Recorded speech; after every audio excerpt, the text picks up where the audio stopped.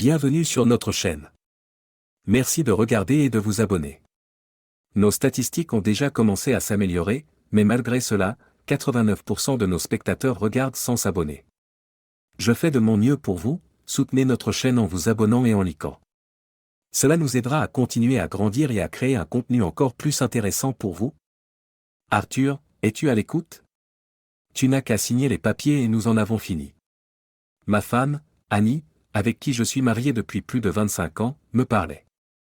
J'ai essayé de prêter attention, mais sa voix semblait s'éloigner de plus en plus alors que son discours continuait.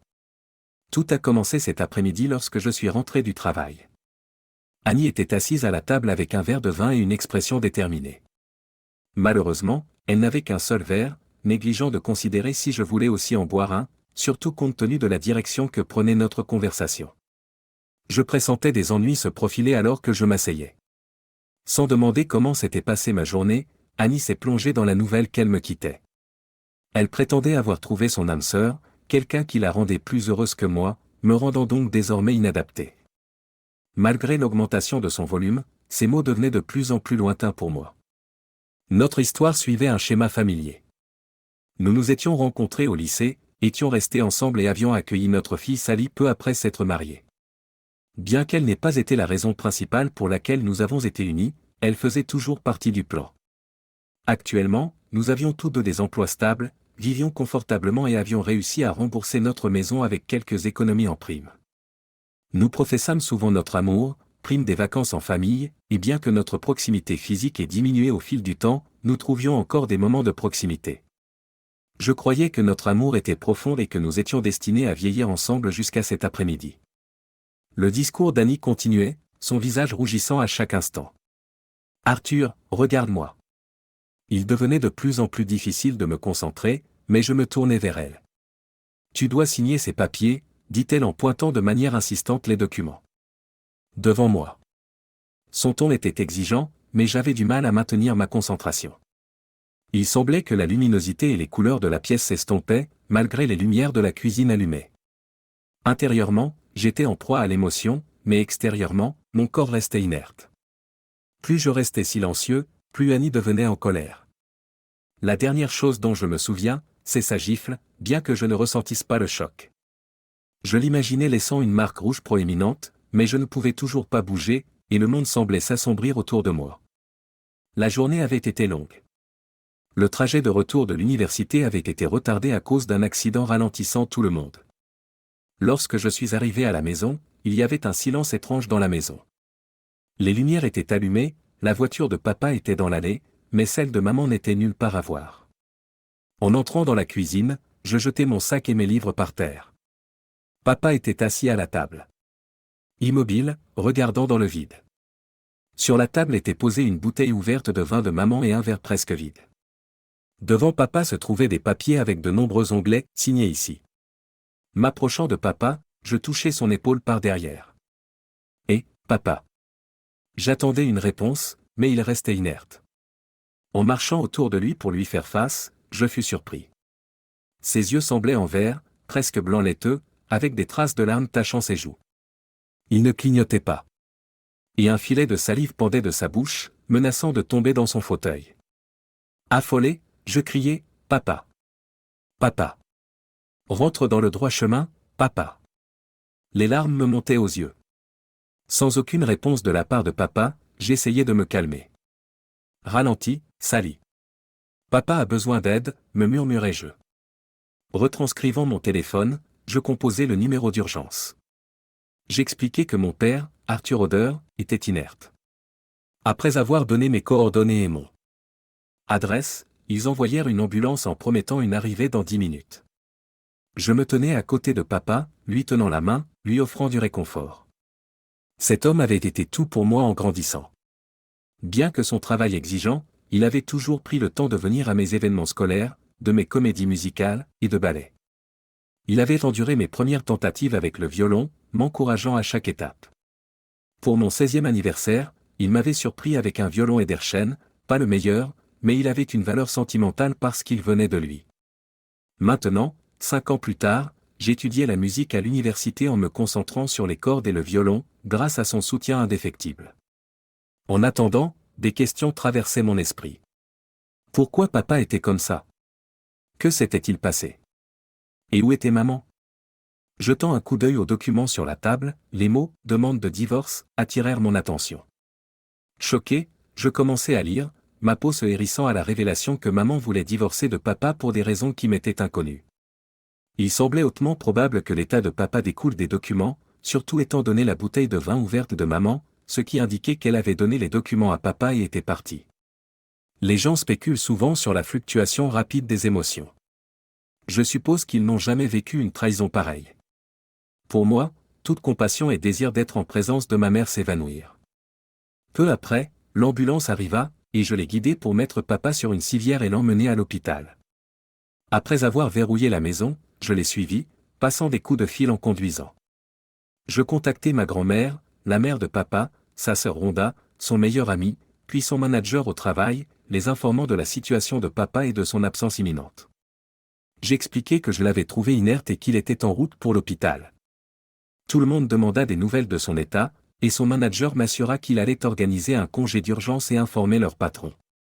Je savais que je retardais l'appel suivant, consumé par la colère, mais je me sentis obligé d'appeler maman. Le téléphone sonna, et elle répondit après quelques sonneries. « Salut, Sally, ma chérie, comment s'est passée ta journée ?»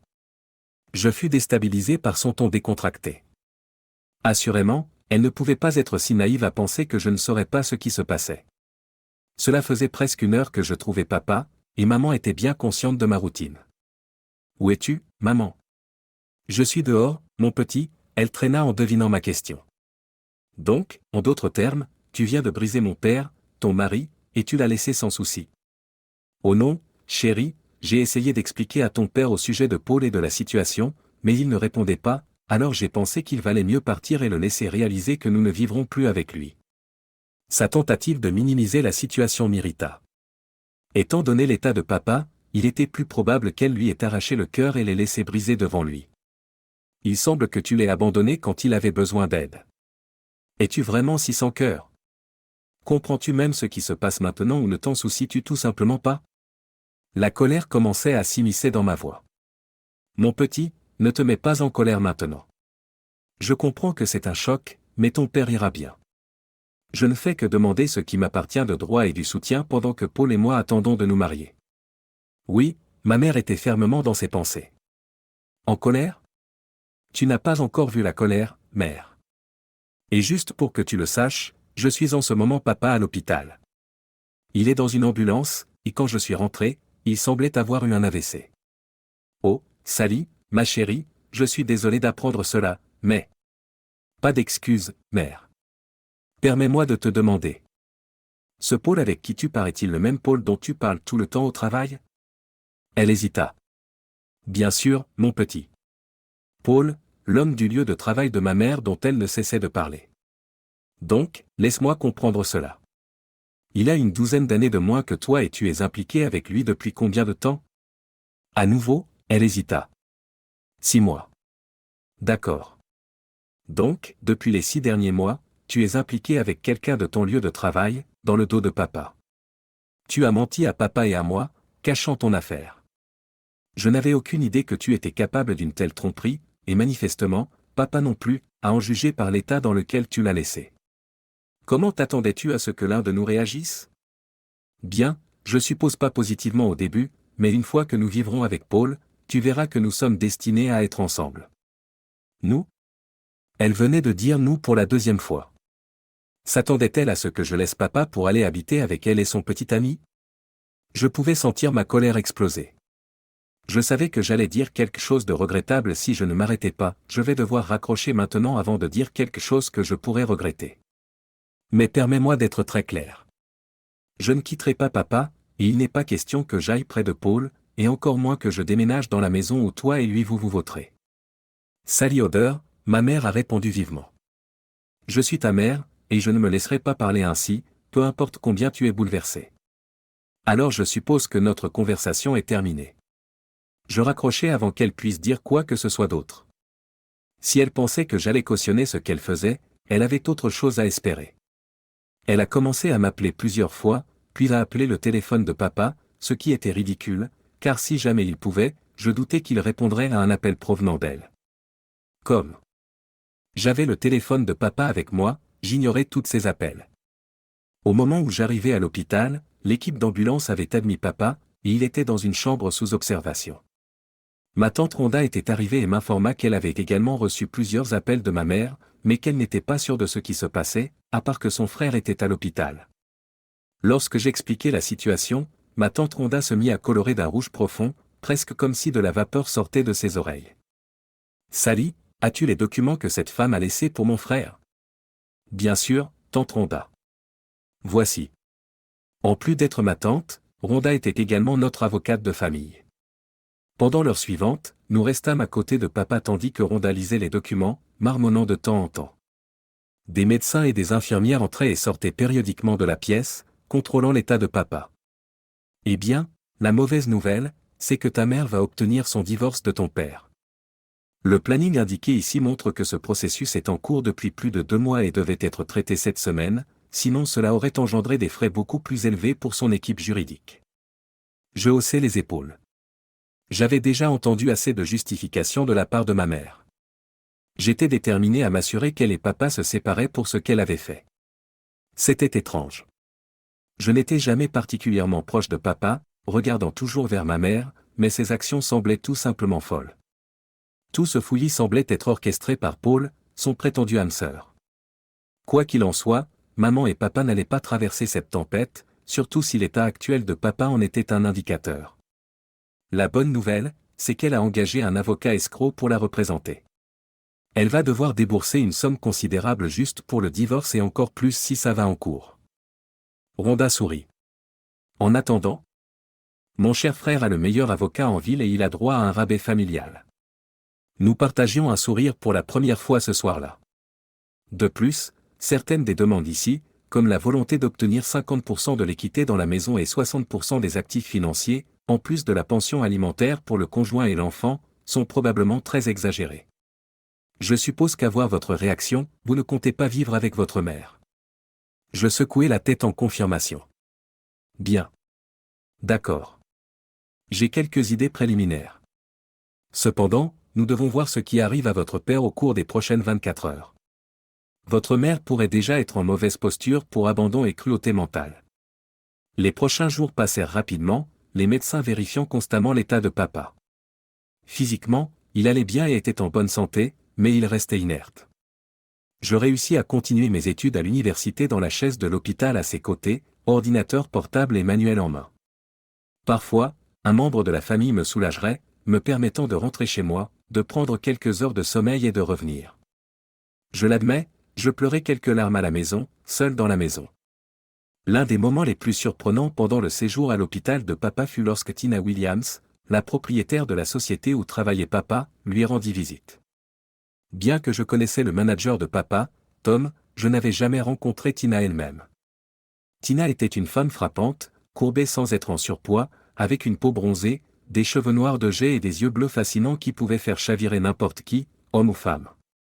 Au final, papa avait fait partie d'un groupe au sein de son lieu de travail qui avait soutenu Tina il y a quelques années durant son divorce difficile. Son ex-mari infidèle avait tenté de réclamer une part importante de leurs économies et avait réussi à prendre la moitié de son entreprise. Papa l'avait présenté à tante Rhonda, qui avait réussi à protéger les actifs de Tina, s'assurant qu'elle ne perdait aucune part de son entreprise et qu'elle obtenait une pension alimentaire pour sa fille de 6 ans à l'époque. Tina visita papa plusieurs fois, exprimant son choc quand je l'informai de la raison générale de son hospitalisation. Elle apporta des cartes de tout le personnel de l'entreprise de papa et passa du temps à lui tenir la main, partageant des histoires du bureau. Il s'avéra que papa avait un don pour l'humour sur son lieu de travail et son absence était profondément ressentie par ses collègues. Je devrais mentionner que papa était comptable de profession, travaillant pour l'une des agences financières qui aident les banques à traiter les paiements aux institutions financières. Bien que le travail puisse être fastidieux, papa éclairait apparemment la journée de travail pour tout le monde avec son humour et sa présence. Environ 2 semaines plus tard, je rentrais d'une douche et d'une sieste à la maison pour trouver Rhonda et Tina en pleine conversation. Bien que cela semblait un peu animé, leur frustration était dirigée vers ma mère plutôt qu'envers l'autre. Il s'avéra que ma mère avait envoyé une lettre de demande à Tina, demandant l'accès à tous les bonus de papa des dernières années. Peu importe que les bonus aient déjà été versés. La lettre exigeait qu'elle reçoive 50% d'entre eux dans les 30 jours sur un compte bancaire désigné, sinon elle poursuivrait Tina en justice. En plus de l'absurdité de sa demande pour de l'argent déjà dispersé, il semblait qu'elle et son nouveau partenaire étaient dans une situation financière désespérée puisque j'avais gelé tous les actifs communs pendant qu'Arthur était invalide. Fit remarquer Rhonda, arborant un sourire exploiteur. Je riais, me faisant connaître. Oui. Ce matin, j'ai reçu ma première communication de maman en 2 semaines. Un message texte demandant si je pouvais lui prêter quelques milliers de dollars. Je n'ai pas répondu parce que je suis encore assez en colère contre elle. Je veux dire, elle n'a même pas demandé de nouvelles de papa depuis que je lui ai dit ce qu'elle lui avait fait. Au cours des dernières semaines, Tina était devenue férocement protectrice de papa. Chaque fois que ma mère était évoquée, les yeux de Tina se plissaient, sa voix abaissant le ton, indiquant son profond mépris à l'égard de toute autre personne. C'était comme si je pouvais voir des étincelles jaillir de ses yeux embrasés. J'espérais juste qu'elle n'ait jamais à se trouver dans la même pièce que ma mère, sinon je craignais qu'elle ne l'incinère sur place. Malgré mes sentiments actuels à l'égard de ma mère, elle restait ma mère. Elle a détruit l'homme le plus merveilleux, Sally, si ce n'était pas pour ton père, je n'aurais pas ma Clarisse ou mon entreprise. Tant de personnes dans le bureau m'ont aidé durant l'un des moments les plus bas de ma vie, mais ton père a pris le temps de m'écouter. Il n'a jamais jugé mon ex-mari ou moi. Il m'a juste laissé parler. Personne n'a jamais fait ça sans offrir un avis. Il m'a présenté à ta tante ici, veillant à ce que je sois bien pris en charge. S'il était célibataire, je l'aurais courtisé avec tout ce que j'avais après mon divorce. Je haussai les épaules et laissai un sourire éclairer mon visage. Il ne sera bientôt plus marié. Leurs visages enregistrèrent la réalisation, et Rhonda éclata de rire tandis que Tina souriait. Merci, Sally. J'en avais besoin.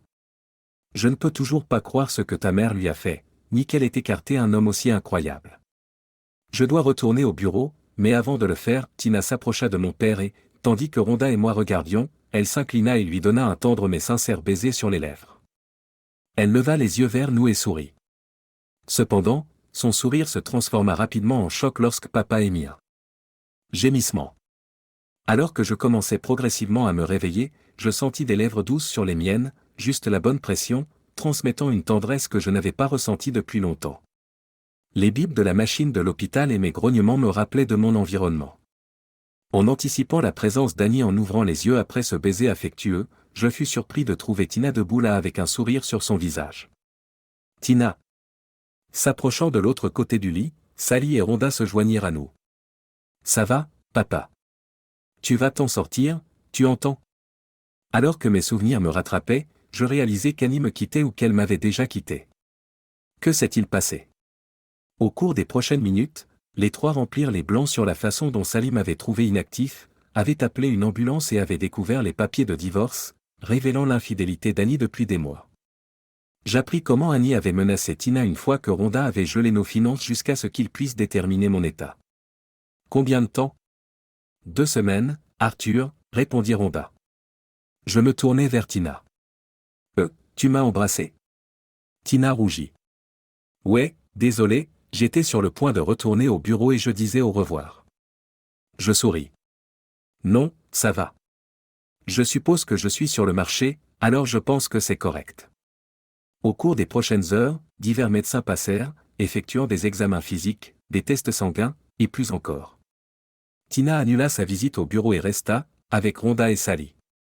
Parmi les médecins se trouvait un psychologue.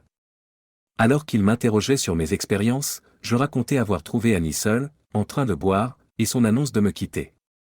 Je décrivis comment le monde semblait perdre sa couleur et que les stimuli sensoriels devenaient disjoints, rendant difficile le mouvement malgré mon agitation croissante. Mon dernier souvenir était d'Annie me giflant et me criant dessus, ces mots étant incompréhensibles. Les filles poussèrent un cri collectif à la révélation de l'agressivité d'Annie, tandis que je n'étais pas en mesure de répondre. « Papa, à quelle heure penses-tu que tu es devenu inactif? » Je dirais qu'il était environ 17h30, ma chérie. Pourquoi? Parce qu'il était déjà plus de 19h30 quand je suis rentré et que je t'ai trouvé, et il n'y avait pas de marque rouge sur ta joue. Donc, je suppose que maman a dû te laisser la seule pendant un bon moment. Le psychologue intervint, ce n'est pas rare pour quelqu'un dans votre situation de ressentir un abus pendant qu'il est inactif. Dans votre cas, je dirais que vous êtes entré en choc en entendant la déclaration de votre femme voulant vous quitter. Bien que ce soit un cas beaucoup plus extrême que d'habitude, cela a du sens. Rhonda ajouta, quand Arthur était jeune, il y avait un Billy quelques années plus vieux que lui. Il se moquait d'Arthur, et un jour un parent du quartier trouva Arthur allongé sur le sol dans un parc local. Nos parents l'ont mis au lit, et il s'est réveillé le lendemain matin. Ce n'était pas trop réfléchi alors qu'il se réveille normalement le lendemain, mais cela se produisit bien. Je me souviens de Billy me poussant et se moquant de moi dans le parc. Au bout d'un certain temps, je ne savais pas ce qui s'était passé, mais quand je me suis réveillé, maman et papa m'ont dit que j'avais perdu connaissance et que quelqu'un m'avait ramené chez moi. Quand je leur parle de Billy, ils ont parlé à ses parents. Le lendemain, Billy est venu vers moi à l'école et s'est excusé. Je ris à ce souvenir. Je ne pense pas qu'il était sincère, mais il ne m'a plus jamais embêté après ce jour-là. Je crois que nous avons peut-être un précédent ici, dit le psychologue. De nombreuses façons, l'esprit reste mal compris. Cependant, si quelque chose de similaire s'est déjà produit, il est plausible que cela puisse se reproduire. Je frônai. Il me rassura. Je ne m'inquiéterai pas trop.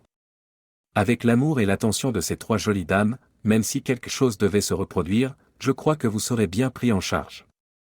Nous conversâmes encore quelques minutes avant qu'il ne s'excuse. Je me sentis également fatigué, ce qui peut sembler étrange pour quelqu'un qui avait juste dormi pendant les 2 dernières semaines. Mais c'était le cas.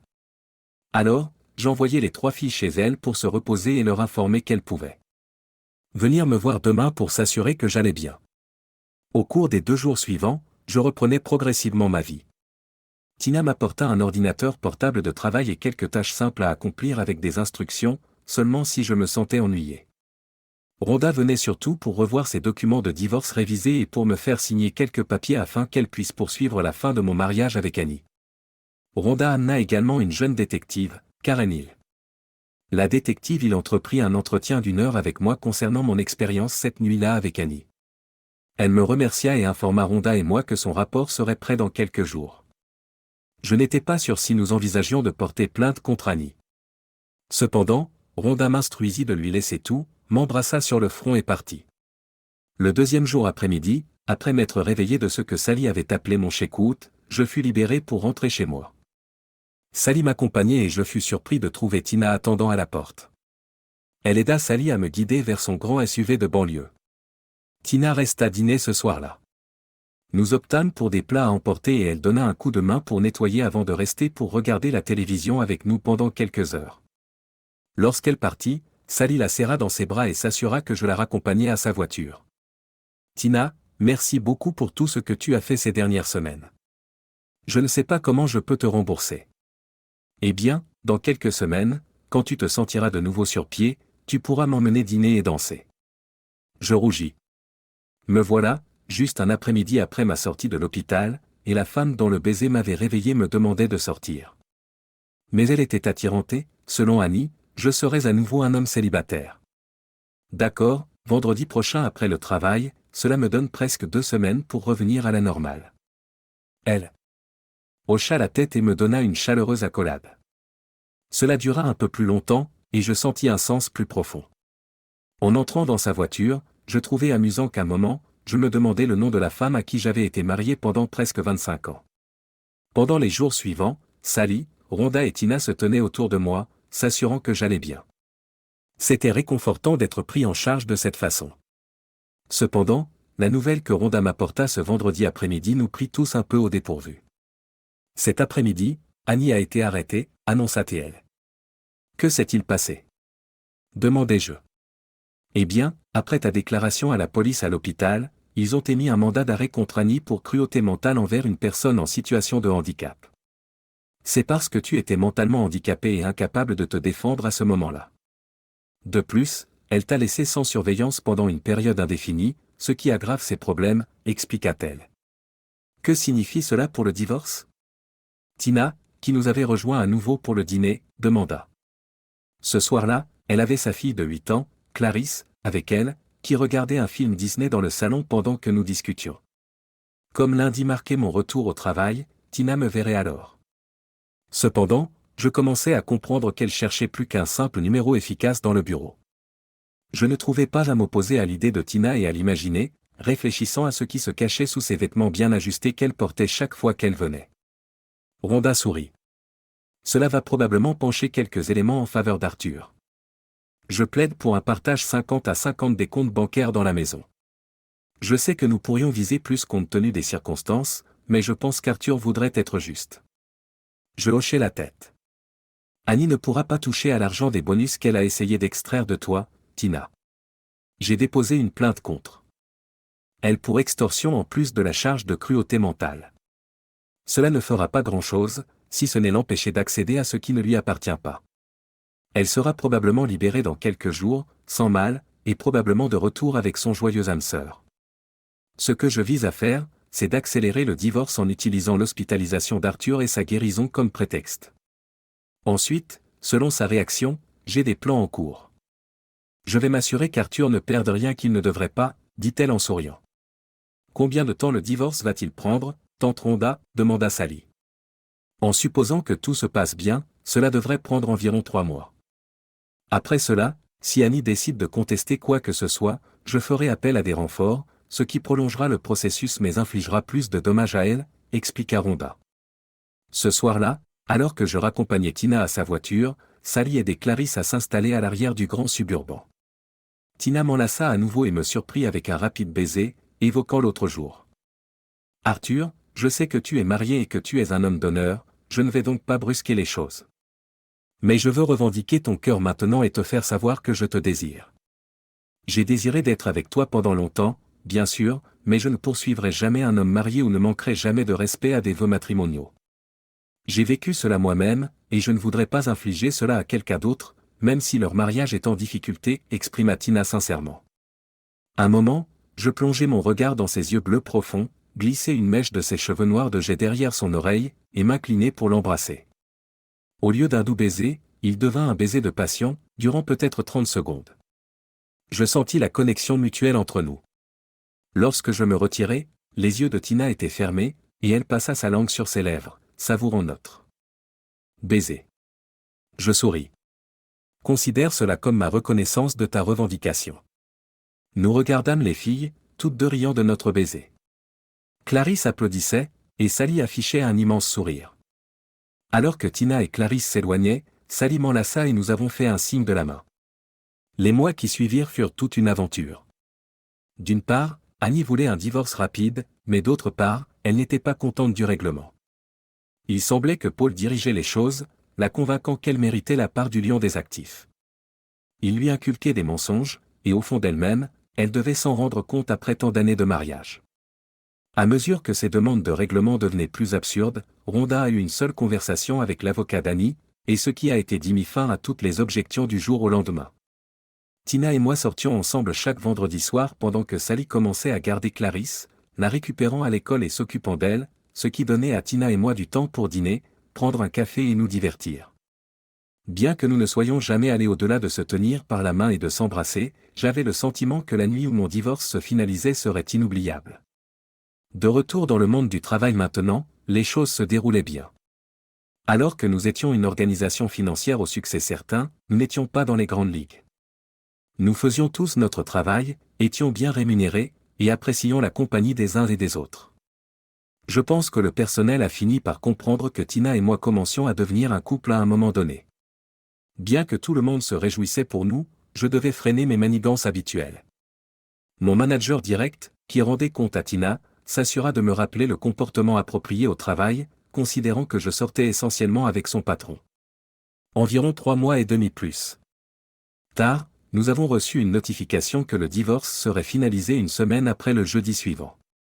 Il n'y aurait pas de procédure judiciaire, cependant, Annie avait demandé une rencontre pour discuter des affaires avant la déclaration finale. Je consentis à la rencontrer le jour précédent, et nous convenîmes qu'elle viendrait à la maison pour parler avec Sally et moi. J'avais pris l'après-midi off du travail et préparé des côtes d'agneau et des gnocchis dans une sauce beurre brûlée pour nous trois. C'était un plat préféré pour nous tous, et j'espérais que cela aiderait à apaiser tout éventuel awkwardness au cours de notre conversation ce soir-là. Sally arriva à la maison vers 17h30, alla se doucher et se changer, et juste avant 18h, la sonnette retentit, signalant l'arrivée d'Annie à la porte d'entrée. Je n'ai pas décrit l'apparence d'Annie depuis un certain temps, mais peut-être devrais-je maintenant faire cela, avec une perspective avant et après. Avant que tout cela ne se déroule il y a quelques mois, Annie était une belle femme au foyer d'une quarantaine d'années. Elle avait les cheveux bruns coupés à la hauteur des épaules, une silhouette courbée typique d'une mère, et bien qu'elle ait quelques kilos en trop, elle était toujours assez attirante. Avec une poitrine bien proportionnée de 34C et un arrière-train séduisant, elle était une épouse attrayante. Malheureusement, la femme qui se tenait devant moi maintenant était presque méconnaissable. Annie avait pris une quantité significative de poids, développé des bajoux sous son menton et des joues gonflées. Son ventre, qui avait auparavant un léger ventre de maman, pend maintenant au-dessus de son pantalon, et son arrière-train courbé avait grandi. De plus, elle était habillée de vêtements amples qui cachaient encore plus. Maintenant, je n'ai rien contre les personnes de taille plus grande, mais ce n'était pas l'Annie que je connaissais. Je pense que ma surprise face à sa transformation physique était évidente sur mon visage, bien qu'Annie ne fasse aucun commentaire à ce sujet, se contentant de grimacer en réponse. Bonjour, Annie. S'il te plaît, entre, dis-je en entrant dans la cuisine. Je lui offris un verre de vin, qu'elle accepta, et nous engageâmes une conversation banale pendant quelques minutes. Elle s'enquit de mon travail et de mon bien-être pendant que j'omettais la question sur sa santé. C'est ce que veut Paul. Il n'aimait pas comme j'étais mince, donc nous avons travaillé à me faire grossir, aborda-t-elle la question non dite. Je frônais. Alors que j'avais chéri cette femme pendant plus de 25 ans, une préoccupation persistante pour sa santé demeurait, bien que fort diminuée. Tu n'approuves pas, n'est-ce pas? Elle me regarda. Non, Annie, je n'approuve pas. Lorsque nous étions ensemble, tu étais en bonne santé. Mais je vais être honnête, je suis déconcerté par ton apparence. Tu ne sembles pas bien, et si je n'étais pas aussi blessé par ce que tu as fait, je serais plus inquiet pour ta santé et essaierais d'aider, exprimai-je. Mais tu ne t'en soucies pas, n'est-ce pas? Son expression tomba. Toi et Sally, vous êtes heureux et en bonne santé sans moi ici. Eh bien, il y a une partie de moi qui se soucie, mais quand tu es parti d'ici et que tu m'as pratiquement laissé pour mort. Je laissai ma phrase en suspens, haussant les épaules pendant qu'elle soupirait. Je mérite ça. J'ai fait une terrible chose, n'est-ce pas? Non, maman, intervint Sally, apparaissant fraîche de la douche. Tu as fait une chose horrible. Tu as déchiré une famille heureuse, puis es parti sans te soucier du monde. Je ne comprends pas pourquoi papa a accepté que tu viennes ici ce soir. Sally, calme-toi, j'intervins. Ta mère connaît la situation dans laquelle nous nous trouvons et à quel point nous sommes tous malheureux. Elle a demandé cette réunion ce soir, donc je pensais qu'au moins nous pourrions être maturés. L'écouter. Sally n'était pas contente. Autant que je pouvais en juger, tout comme moi, elle n'avait pas parlé à sa mère depuis ce jour mémorable. La façon dont ma fille fixait sa mère ne présageait rien de bon pour cette conversation. Il était temps de changer de sujet. Tentant d'adopter un ton enjoué, je proposai, les discussions difficiles ne sont pas idéales juste avant le dîner, alors mangeons d'abord. Je servis le dîner et bien que personne ne parlât, il y avait de nombreux échanges de regards à travers la table. Sally garda un regard fixe sur sa mère tout au long du repas. Après le dîner, je débarrassai la table et Annie demanda à parler seule à Sally. Pas question. Tu peux dire ce que tu veux en présence de nous deux, rétorqua fermement Sally. Je me sentis déchiré, mais il était évident que Sally était résolue à ne pas être laissée seule avec sa mère. Annie sembla le sentir aussi. Le regard dans ses yeux reflétait ce que sa mère m'avait fait cette nuit fatidique. Elle acquiesça. Annie prit une profonde inspiration, hésitant à discuter des choses devant moi, mais elle s'adressa à Sally. Eh bien, Sally, je voulais te demander pardon pour ce qui s'est passé cette nuit-là. Je n'ai pas bien géré les choses, et malgré tout, je ne veux pas éloigner ma fille pour toujours. Jetant un coup d'œil vers moi, Annie ajouta, il y a plus, mais je préférerais en discuter en privé sans que ta père soit présent. Désolé, maman, mais si tu ne peux pas le dire à nous deux, alors je ne veux pas l'entendre, déclara Sally. Avant qu'Annie puisse répondre, Sally se leva et quitta la pièce, claquant la porte de sa chambre quelques instants plus tard. J'espère que ça irait mieux, murmura Annie doucement, plus pour elle que pour moi. Je pense qu'au vu des circonstances, ça s'est plutôt bien passé, répondis-je, lui faisant savoir que je comprenais. Vraiment? Annie avait l'air surprise. Oui, vraiment, soupirai-je, poursuivant. Annie, tu dois réaliser qu'en ce moment, personne dans cette maison n'éprouve beaucoup d'affection pour toi. Elle commença à répondre, mais je levai la main, lui signalant de me laisser finir et de tout dire. D'abord, tu engages une relation charnelle à long terme avec quelqu'un, puis tu le caches à Sally et à moi. Ensuite, tu m'assignes des papiers de divorce sans prévenir, et quand j'entre dans ce que Sally appelle le mode check-out, tu te mets à crier, à hurler, puis à me gifler. Annie parut stupéfaite, comme une biche prise dans les phares. Oui, je me souviens de ça, et je me rappelle la plupart de ce temps jusqu'à peu après que tu m'aies frappé pour la première fois. Mais continuons. À un moment donné, tu m'abandonnes lorsque je suis inactif, me laissant là jusqu'à ce que Sally rentre à la maison et me découvre dans le même état, racontai-je. L'expression d'Annie se transforma en panique. Lorsque Sally t'appelle, tu ne montres aucune inquiétude pour moi malgré le fait que ta fille soit visiblement bouleversée par son père. Tu ne t'enquières jamais de mon bien-être jusqu'à ce soir, fais des demandes déraisonnables à mon lieu de travail, et en entrant ici, c'est toujours à propos de toi. Tu demandes pardon à Sally, mais tu ne t'es jamais excusé auprès d'elle à aucun moment. Je marquai une pause brièvement, espérant que mes mots résonnent. Oui, Annie, avec tout cela en considération, je pense que les choses se sont plutôt bien passées. Le regard d'Annie se détourna vers le sol, des larmes lui montant aux yeux. Elle n'était pas encore tombée, mais elle restait menaçante. Je ne pouvais pas discerner si elles étaient pour Sally, moi, ou simplement un reflet de ses propres émotions. Poursuivant, j'indiquai, maintenant notre divorce sera finalisé demain, et à moins que tu n'aies quelque chose à ajouter. Je crois que nous avons rempli ta demande de dernière réunion. Je marchai vers la porte et l'ouvris. Annie me jeta un regard avant de sortir. Une fois dehors, elle se retourna pour me regarder. Arthur, nous avons eu quelques bonnes années, n'est-ce pas? Oui, Annie, la plupart de nos années ensemble étaient incroyables. Tu étais une amante exceptionnelle, une épouse dévouée et une mère aimante. Je ne suis pas sûr de ce que ce Paul a fait de toi, mais je ne vois pas la femme dont je suis tombé amoureux dans la personne qui se tient devant moi. Tout ce que je vois est quelqu'un qui semble perdu, manipulé pour devenir en surpoids, égoïste, et se soucie plus de ce que les autres peuvent te fournir que des personnes elles-mêmes. Une fois de plus, elle baissa le regard vers ses pieds. Tu veux dire cela sincèrement, n'est-ce pas? Arthur? Oui, c'est le cas, affirmai-je. Elle tourna les talons pour partir mais hésita, ayant l'air complètement brisé cette fois. Arthur, à propos de la maison, Paul m'a dit que je devais te demander. Donc, c'était l'objectif de sa visite. Ce n'était pas pour se reconnecter avec sa famille. C'était uniquement une question d'argent. Je riais, laissant Annie perplexe par ma réaction. Va dire à ton âme sœur que tu auras ta part des économies et de l'équité de cette maison transférée sur le compte bancaire que ton avocat a fourni à Rhonda d'ici demain. Et Annie, elle me jeta un regard, protège cet argent de Paul ou tu ne le garderas pas longtemps. Mise à jour. Le lendemain marqua le décret final, et Annie et moi n'étions officiellement plus mari et femme. Il y avait un léger pincement de tristesse en moi, mais c'était éphémère. Surtout, je me sentais satisfait. Les derniers mois avaient été difficiles pour tout le monde. Maintenant, à 48 ans, je me sentais libéré, sachant qu'il me restait encore beaucoup de vie à vivre. Rhonda téléphona pour m'informer que la pizza était pour elle ce soir-là chez moi. Pendant le déjeuner au bureau, Sally s'arrêta. Nous évoquâmes des moments plus heureux avec sa mère quand nous étions une famille complète.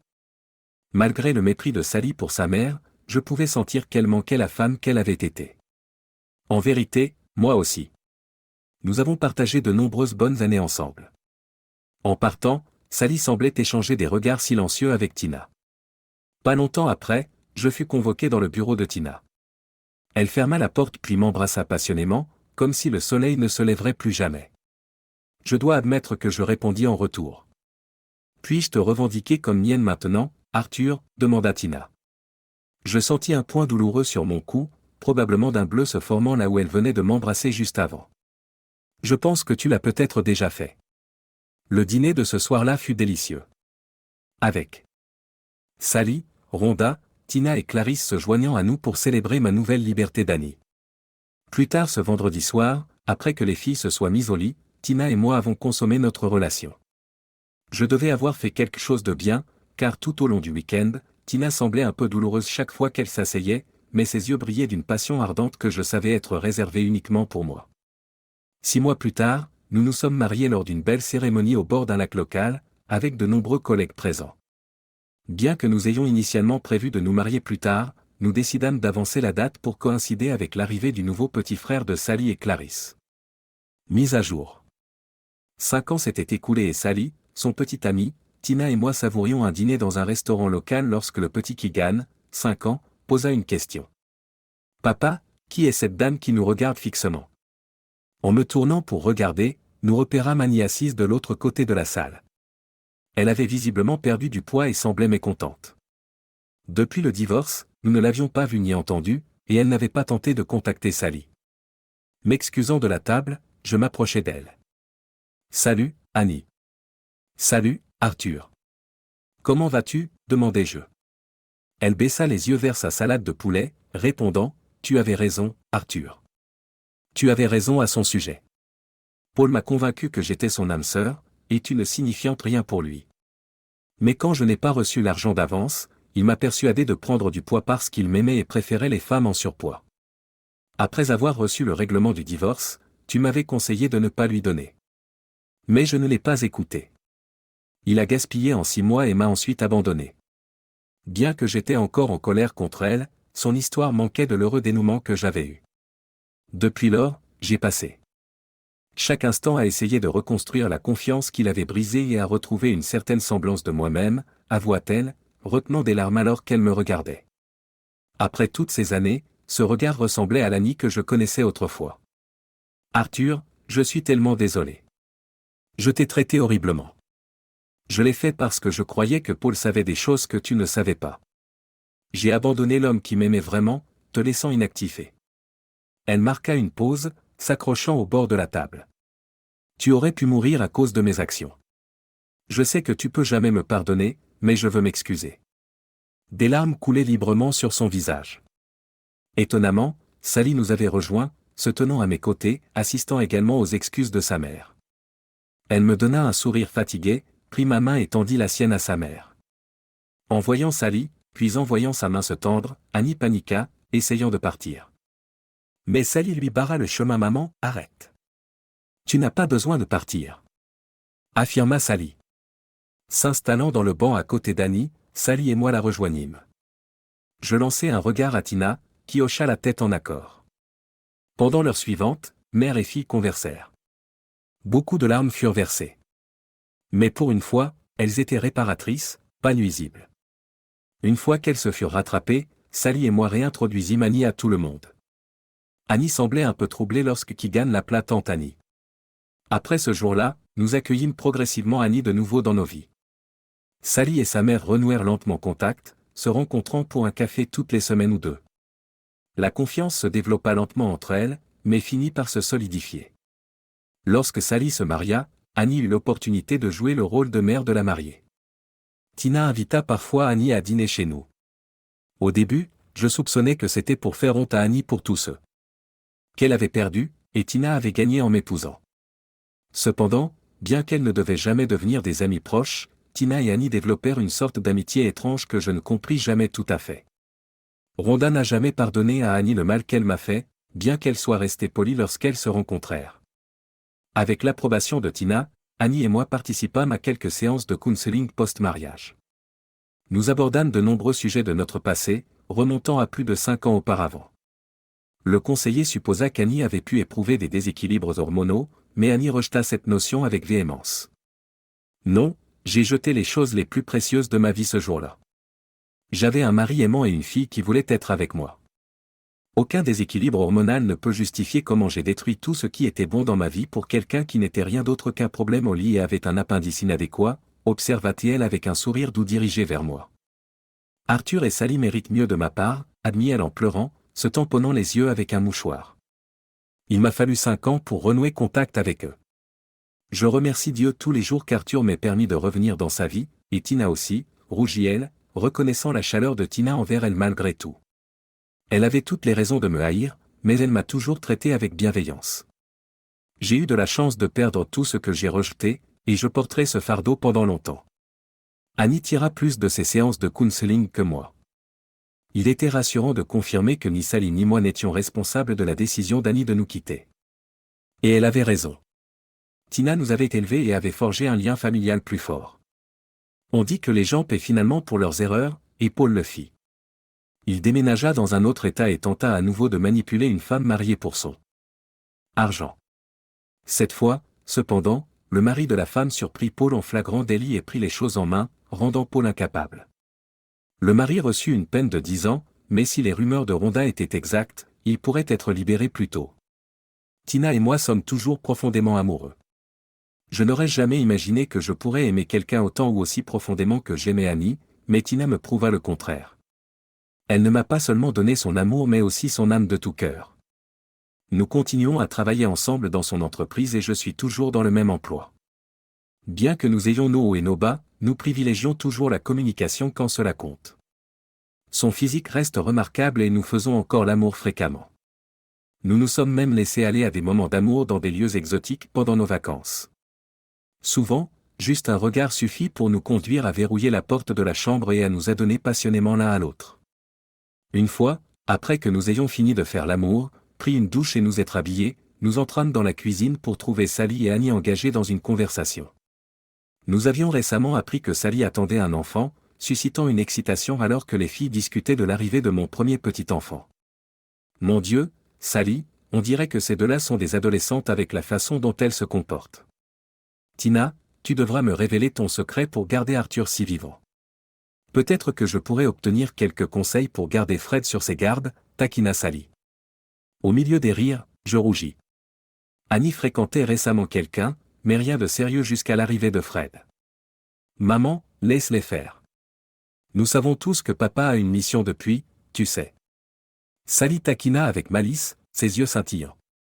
Annie hésita alors que Sally riait et que Tina rougissait. Je me contentais de me reculer, de sourire à mes filles et de me sentir de nouveau excité par la présence de Tina. Finalement, je m'excusai, retournant à la chambre, Tina me suivant peu après, verrouillant la porte derrière elle.